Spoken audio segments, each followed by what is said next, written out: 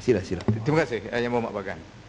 Saya rasa apa yang disebut oleh Yang Berhormat tadi betul-betul menjawab persoalan yang panjang diperbangkitkan oleh Rembau tadi. Tapi sayang dia tak ada dalam Dewan.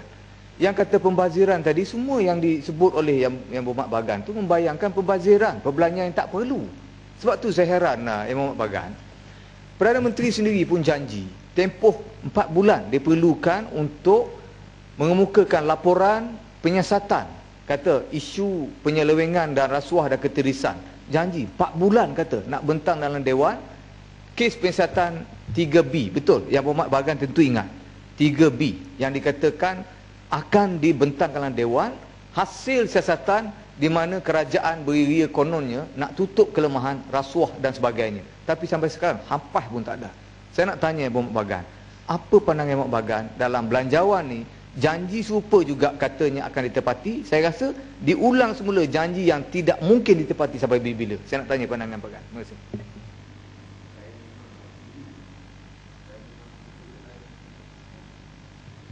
Saya memang setuju dengan pandangan yang diberikan tadi oleh Yang Berhormat. Dan di sini saya rasa adalah jelas bahawa itu pihak kerajaan, dia ingat bila dia buat satu pengumuman, rakyat akan lupa. Rakyat tak lupa kerana pemimpin dan wakil rakyat, Pakatan Rakyat tak akan lupa. Dan saya percaya sungguh pun pihak Kerajaan Persekutuan bahawa menyatakan bahawa untuk memerangi rasuah, mereka bersedia untuk melantik 100 pegawai tambahan setiap tahun sehingga cukup genap 5,000 anggota untuk memerangi rasuah dan menurunkan keadaan atau menurunkan tangga itu kadar persepsi indeks di bawah Transparency International yang sekarang duduk ke tempat ke-60. Tetapi selagi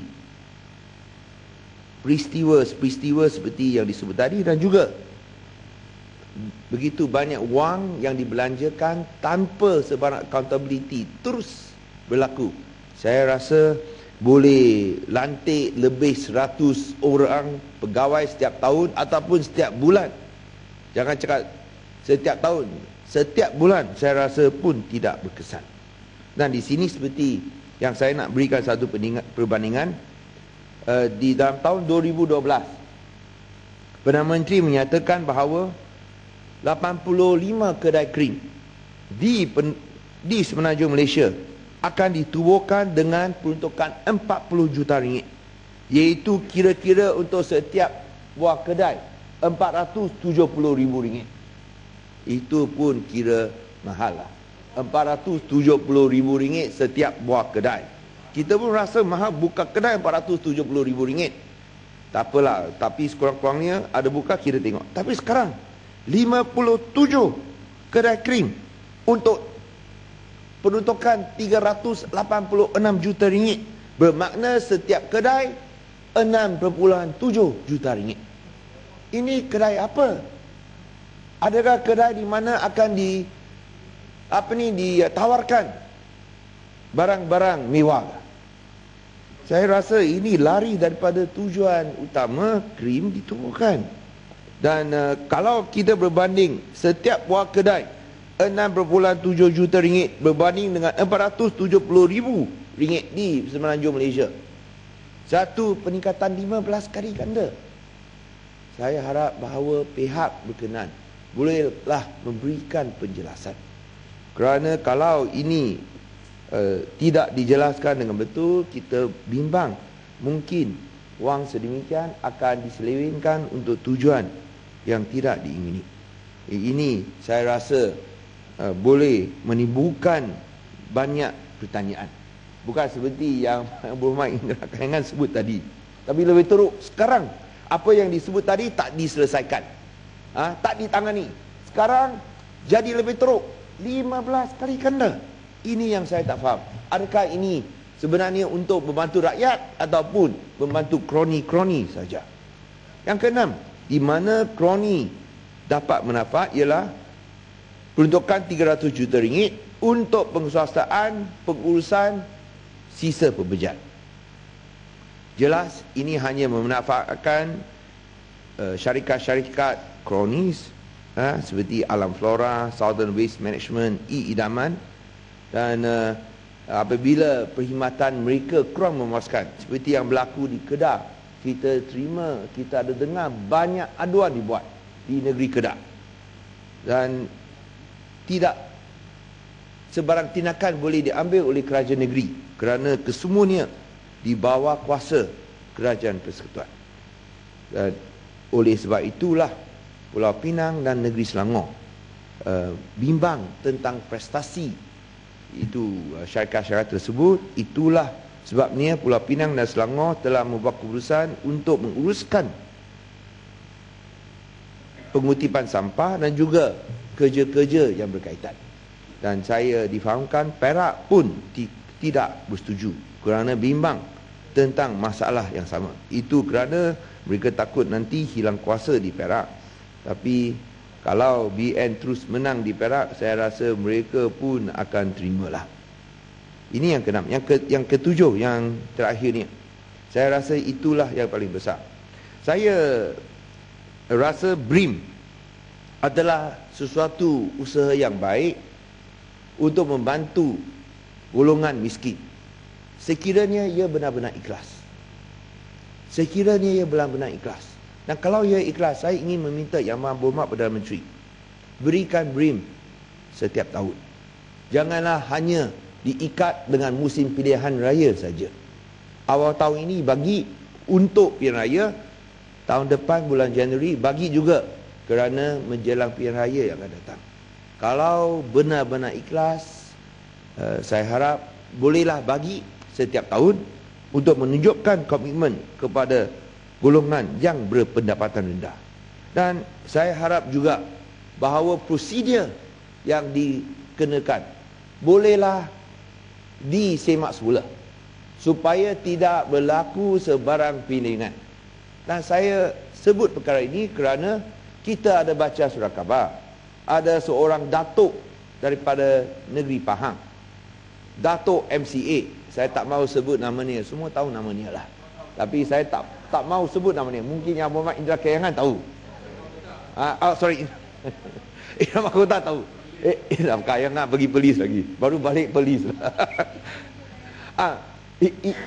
Seorang Datuk MCA begitu miskin sampai perlu dapat BRIM RM500. Betul tak? Betul lah. Yang ini yang saya tak faham. Adakah Datuk MCA begitu miskin? Kalau macam ini mungkin kita boleh kutip derma untuk sama dia lah. Saya rasa semua pun sudi untuk berderma. Setuju ah? Kita derma sama dia.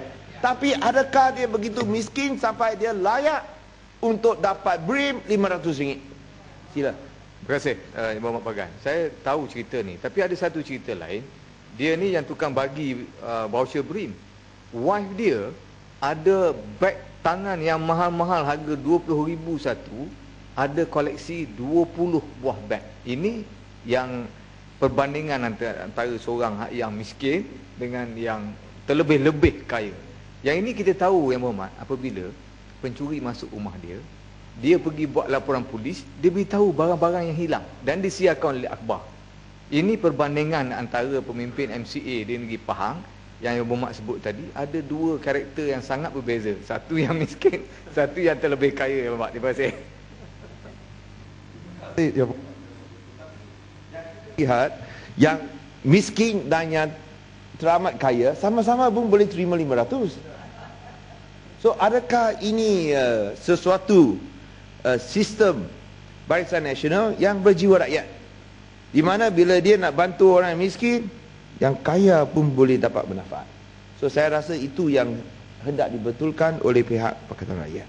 Nah, saya sebut di sini untuk meminta bahawa kita boleh buat bayaran setiap tahun tanpa ini betul. Kerana kalau pihak Kerajaan Persekutuan untuk membina yang asalnya nama Kuala Lumpur International Financial District, kemudian ditukar nama kepada Tun Razak Exchange, insentif cukai selama 10 tahun boleh diberikan. Saya rasa itu satu jumlah yang besar. Kalau kita lihat GDP sebanyak 26 bilion, dengan kadar cukai sebanyak 25%. Insentif ini bermakna, ini yang saya nak dapat kepastian lah, berapa banyak cukai yang akan kurang dikutip. Adakah ini bermakna kalau kita lihat secara kasar 26 bilion GDV, kalau insentif 10 tahun 25% cukai bermakna 6.5 bilion tidak akan dikutip selama 10 tahun ini oleh pihak Kerajaan Persekutuan. Kalau kita ambil kira ketujuh perkara yang saya sebut tadi, semua akan memberikan kita jumlah sebanyak 10.9 bilion, iaitu 2 kali setengah lebih besar daripada 4.2 bilion yang diberikan oleh Belanjawan 2013 Barisan Nasional kepada rakyat biasa. Yang kroni dapat manfaat hampir 11 bilion. Kepada rakyat biasa menerusi BRIM lah, dan krim saya rasa pun ada masalah. Dia krim ada masalah sikit. So berbanding dengan 4.2 bilion yang diberikan kepada rakyat biasa, saya rasa ini 2 kali setengah. Dan saya rasa kita masih tunggu laporan Ketua Audit Negara untuk melihat apa lagi pembaziran, apa lagi penyelingan, apa lagi amalan-amalan rasuah dan tidak sihat yang akan berlaku. Dan saya percaya bahawa perkara sedemikian akan menimbulkan banyak persoalan tentang iltizam Kerajaan Persekutuan untuk terus memerangi rasuah. Minta penjelasan. Terima kasih. Yang Umar, terima kasih. Yang begini cara yang paling baik. Minta baik-baik. Dan macam tadi tu. Ya, dia terima kasih. Ia bergantung pada keadaan dan suasana. Betul. Saya minta maaf. Ya. Yang betul. Ya. Bagan menyentuh tentang jangkaan kita terhadap laporan audit. Hari yang kedua kita berbahas. Hari pertama kita berbahas, laporan audit belum ada di depan kita. Saya tengok dalam laporan perbelanjaan, anggaran perbelanjaan ini, audit diberikan 147 juta untuk melaksanakan tanggungjawab menyediakan laporan. Dan saya jangka pejabat Ketua Audit Negara dah tahu kita akan mula berbahas pada minggu ini. Jadi kenapa? Kenapa? Dan tahun lepas kita ada pengalaman lewat. Kenapa mereka tidak bersedia untuk menyediakan laporan ini sebelum sidang bermula, supaya ianya dapat diletakkan di atas meja kita? Adakah pada anggapan Bagan, Jabatan Audit tidak melaksanakan tugasnya dengan rapi sehingga kita gagal mendapatkan laporan tepat pada masanya dengan 140 juta peruntukan ni?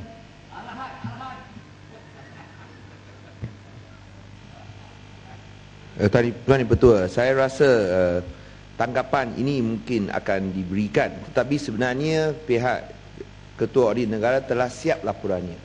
Sebagai satu contoh, untuk Kerajaan Negeri Pulau Pinang, kita telah terima itu laporan lebih sebulan lepas. Tetapi Pulau Pinang rela mendedakannya kepada umum, tetapi kita kena hormat Konvensyen Parlimen kerana mesti dibentangkan di Dewan Undangan Negeri ataupun di Parlimen. Dan semua pun ia dalam tangan saya, dan saya mahu mendedahkan kepada orang awam. Tetapi kerana ia belum dibentangkan, saya tak boleh berbuat demikian. Dan oleh itu, soalan saya Bagan, sekali lagi sambung sikit. Kenapa tidak dibentangkan di depan kita pada masa ini? So itu untuk yang pembahasan. Itu yang saya Siapa yang menghalang? Itu yang saya nak jawab, iaitu bahawa Ketua Audit Negara sudah siap. So masalah bukan dengan Ketua Audit Negara, mereka buat kerja secara profesional. Masalahnya ialah pihak kerajaan tak mau dedakan dengan lebih awal. Ya, sila. Adakah yang bersetuju bahawa masalah kerajaan itu satu lah, tapi masalah kerajaan lebih masalah di parlimen ini? Parlimen yang sepatutnya bila audit telah siap laporan dia, seharusnya dia menyerahkan kepada speaker, kepada parlimen, dan parlimen yang harus meletakkan dan memberikan kepada ada di parlimen. Jadi bagi saya bahawa kalau ini tidak dilaksanakan, maknanya ini satu mencemarkan nama baik Ya, Mat. institusi parlimen dan juga kerusi Tak speaker. boleh tuduh macam tu. Kalau Itu naskah tak saya ada. tanya, saya bukan tuduh. Saya tanya, adakah juga Tuan Speaker juga boleh memberikan penjelasan di dalam perbahasan yang dibuat oleh Yang Berhormat di Perabatan, sebab ini menyentuh nama baik institusi parlimen dan kerusi speaker. Supaya kita jelas, kita tidak ada tangkapan buruk kepada speaker ataupun kepada parlimen. Sebab benda itu dah siap. Jadi dah siap, sepatutnya kita sampai seiring sama dengan pembentangan bajet. Ya, sekali. Terima kasih Yang Berhormat Datuk Speaker. Sebenarnya saya juga merujuk pada rakan-rakan yang bertugas di kementerian dan juga Jabatan Audit terutamanya. Mereka juga memberi pengesahan bahawa sebenarnya setiap tahun laporan audit telah pun diselesaikan, dibentangkan dengan jayanya sekitar bulan 9 setiap tahun. Bulan 9, bulan September. Ini adalah standard biasa tahun berikutnya. Jadi Yang Berhormat Bagan, saya juga bersetuju dengan Yang Berhormat bahawa perkara ini memang benar telah pun dikemukakan bagi pentadbiran Kerajaan Negeri Pulau Pinang telah pun diserahkan. Dan sekaligus nampak gaya kita juga terpaksa menyatakan pandangan kita tidak menyalahkan Jabatan Audit kerana mereka telah pun melaksanakan tugas mereka dengan baik. Cuma ada satu perkara yang kita tidak tahu kenapa untuk kaedah membentang dalam Dewan Parlimen ni perkara itu tidak boleh dilaksanakan dengan masa yang sepatutnya, dan ada rahsia tertentu. Barangkali Yang Berhormat Bagan boleh mengulas atau memberi pandangan dalam hal ini. Terima kasih. Ya, terima kasih. Saya rasa ini kemusykilan ini baru boleh dijawab oleh pihak berkenaan. Dan saya pun setuju dengan rakan-rakan saya tadi, mungkin penjelasan boleh diberikan oleh pihak speaker tentang perkara ini, yang saya rasa kita boleh dapat satu gambaran yang jelas dalam perkara ini. Menteri telah pun membuat kenyataan awam mengenai perkara ini, Yang Berhormat. Tapi kalau boleh dengan lebih lanjut, kerana ini adalah berkepentingan awam, bila pelaporan siap, mengapa ia harus disimpan? Kerana selalunya kita menyatakan bahawa justice delayed is justice denied. Sama juga dengan accountability denied is accountability deprived. So dengan izin, saya hanya ingin sebut dua perkara. Ya, dua perkara yang saya ingin sebut ialah, satu ialah berkaitan dengan utang negara yang telah naik daripada 2008 sebanyak 266 bilion kepada 502 bilion tahun ini. Dan ini tidak mengambil kira contingent liabilities yang melebihi 100 bilion. So kalau kita campur kedua-dua sekali, bermakna utang Kerajaan Persekutuan adalah melebihi 602 bilion atau lebih 17,000 ringgit setiap rakyat Malaysia yang berutang. Tak kira orang dewasa ataupun kanak-kanak, asalkan ada maikat utang 17,000 ringgit. Dan itu adalah sesuatu perkara yang memang membimbangkan rakyat. Dan oleh itu, kalau terus dengan perbelanjaan sedemikian menerusi defisit, adakah ini suatu perkara yang pihak Kerajaan Persekutuan rasa selesa? Dan saya rasa kita nak mengingatkan pihak Kerajaan Persekutuan, mungkin pihak kementerian atau Kerajaan Persekutuan rasa selesa, tapi rakyat tak rasa selesa dengan peningkatan utang yang begitu tinggi ini. Dan dalam perkara yang sama, kita sebut tentang tujuan utang ini naik. Kalau tujuan utang ini naik ialah untuk projek-projek yang memberikan manfaat kepada rakyat, saya rasa ini boleh diterima. Tapi bila kita lihat yang kebanyakannya memihak kepada kroni-kroni, saya rasa ini menimbulkan banyak pertanyaan. Kerana kalau sebut ini adalah belanjawan berjiwa rakyat, tapi sebenarnya kalau lihat daripada jumlah, lebih dua kali ganda adalah lebih memihak kepada kroni-kroni. Memang indah khabar dari rupa. Dan oleh itu, saya sekali lagi meminta bahawa jalankanlah program-program yang berjiwa rakyat, seperti menghapuskan tol Lebuh Raya Utara Selatan.